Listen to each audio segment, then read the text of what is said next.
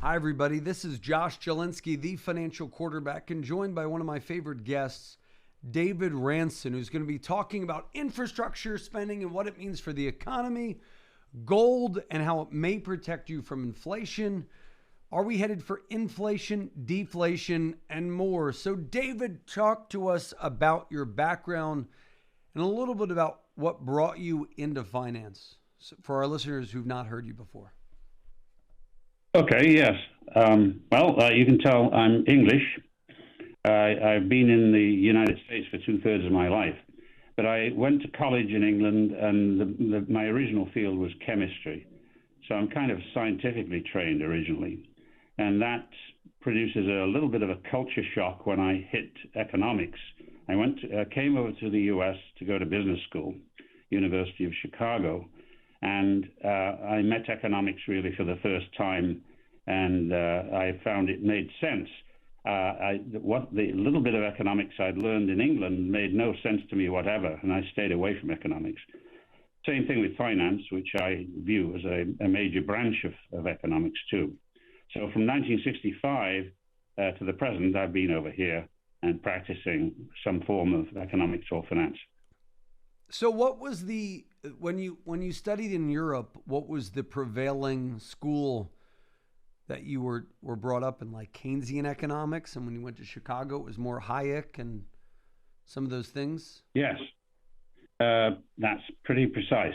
As I say, I stayed away from it in England, but if I had studied it, I would have found that it was virtually entirely Keynesian. Keynes' followers had pretty much taken over all the British universities by the 1950s. I suppose some of the older economists held on until they died, but they're all gone now. And it's very hard, I think, to get a job in an English university or a British university with a classical background, such as the one that Chicago taught me. So you got to be, I guess, if Keynes, and is it a national thing? Where's Keynes from? Oh, Keynes is English from the south of England. So do you think it's a national pride? We have to go for. Sorry? Was it a national pride thing? We got to go with the Brit, or no? He was just the prevailing thought.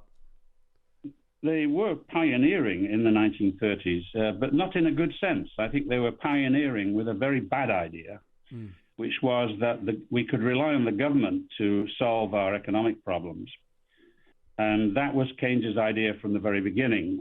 Keynes was the son of a mathematician at the University of Cambridge, and Keynes himself taught at Cambridge nearly all of his life. And so he had a little bit of a mathematical background himself. But he didn't do mathematical economics the way we have it today. He had some fairly deep ideas, which I think have turned out to be dead wrong. But they persuaded a lot of people because in the 1930s, everybody knew something was profoundly wrong with the economy, and they were looking for solutions. And most particularly, they were looking for solutions that were politically correct at the time. And so what brought you to Hayek and the Chicago way of thinking? Did you just go there? So what did you go there for, your PhD or master's degree? Well, I did go for, I needed money. I didn't have any money of my own. My father didn't give me anything. So I joined the PhD program where there was some financing. And in fact, I actually ended up getting a PhD. It took a few years. From Chicago or somewhere else?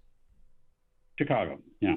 So what brought you over to the Hayek school? And for those who don't understand what Keynesian economics is, if your eyes glaze over, give a definition of the Keynesian school versus the Hayek school, because people don't realize like these two main forces sort of, I guess Keynes more shapes current policy than anybody else. So we should know about them, right? Oh, yes. They couldn't be more different. They're totally at opposite ends of the spectrum. The Keynesian view is that the government can or should control the economy, and it should fine-tune it.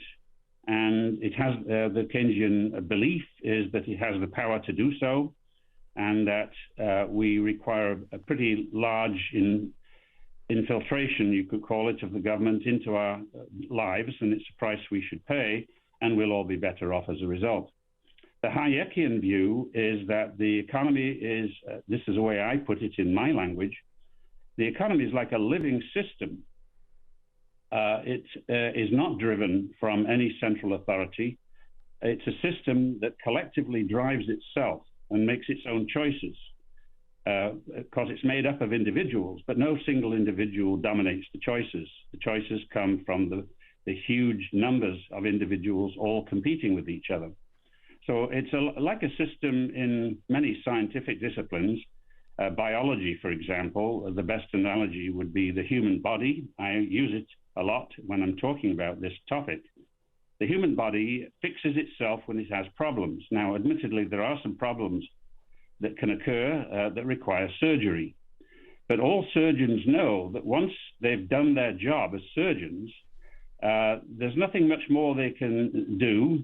The body has to repair itself. And everybody pretty much realizes and knows that the body does repair itself. We see it in our everyday lives. We see it happening. And that's the kind of system that is self-repairing. And I believe many other systems in other sciences behave the same way. The system has its own opinion or its own sense of direction. It has its own repair mechanism, and it does not go along with attempts to control it. I think this is true of chemical systems, with which I was very familiar, and physics and astronomy and many other systems. So now on to, Keynesian, more government-led, Hayek, the economy will kind of cleanse itself through these boom and bust cycles. Would that be a good summation? Well, I'm not sure how far Hayek would go, but I would go further than that. I would say we won't have a boom and bust cycle if the government doesn't interfere in the first place. A lot of the troubles we have with the economy arise from the government applying the wrong medicine, trying to control something that is not going to be controlled. So the government will often depreciate the currency, a favorite topic of mine, in the belief that it'll help everybody, give them higher incomes in a sense, but not in a real sense, and that this will preserve some kind of higher standard of living. I think that's entirely fallacious. So the government is constantly trying to intervene, and when you do intervene, you have side effects, collateral damage, or worse, it may be that the policy itself is actively damaging. And I think that is often the case, particularly with Keynesian policies, which require quite a bit of taxation, very large-scale government spending. We've gone beyond anything Keynes dreamed of by now. And regulation, all of these things are supposed to keep the private sector in check, when, in fact, all of the vitality in the economy comes from having the private sector freely make decisions and carry out actions that lead to a better future. Now, we're talking about infrastructure spending, and for HCWE, which is your company, HC Wainwright, what's the E stand for? Economics. Economics, markets, forecasting markets. Your July 19th issue, which, folks, if you want to subscribe to somebody who's exceptional, go to, what is it, HCWE.com? How do people get your work? Yes, we sell our work to investment managers, family offices, insurance companies, hedge funds sometimes, banks especially, pension funds, and so forth. Our website is HCWE.com. There are examples of our work featured on the website and a telephone number. People can easily reach us, and we provide free of charge samples of our work to answer questions. Wonderful. And folks, if you want this sample, David's people have been generous to send me a few.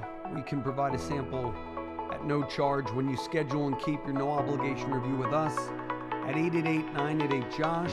The preceding program was sponsored by the Jalinski Advisory Group. Any awards, rankings, or recognition by unaffiliated third parties or publications, including 5-Star Wealth Manager, Advisory of the Year finalist by Senior Market Advisor, and Top of the $1 Million Roundtable, are in no way indicative of the advisor's future performance or any individual client's investment success. No award, ranking, or recognition should be construed as a current or past endorsement of Josh Jalinski or Wealth Quarterback LLC. Information regarding specific awards, rankings, or recognitions is available on the Wealth Quarterback website at www.jalinski.org. All investment strategies have the potential for profit or loss. Investment strategies such as asset allocation, diversification, or rebalancing do not assure or guarantee better performance and cannot eliminate the risk of investment losses. There are no guarantees that a portfolio employing these or any other strategy will outperform a portfolio that does not engage in such strategies. This broadcast should not be construed by any client or prospective client as a solicitation to effect or attempt to effect transactions in securities or the rendering of personalized investment advice. Due to various factors, including changing market conditions, the information discussed in this broadcast may no longer be reflective of current positions or recommendations. While information presented is believed to be factual and up to date, Josh Jalinski and Wealth Quarterback do not guarantee its accuracy, and it should not be regarded as a complete analysis of the subjects discussed. The tax and estate planning information discussed is general in nature, is provided for informational purposes only, and should not be construed as legal or tax advice. Listeners should consult an attorney or tax professional regarding their specific legal or tax situation. Advisory services offered through Wealth Quarterback LLC.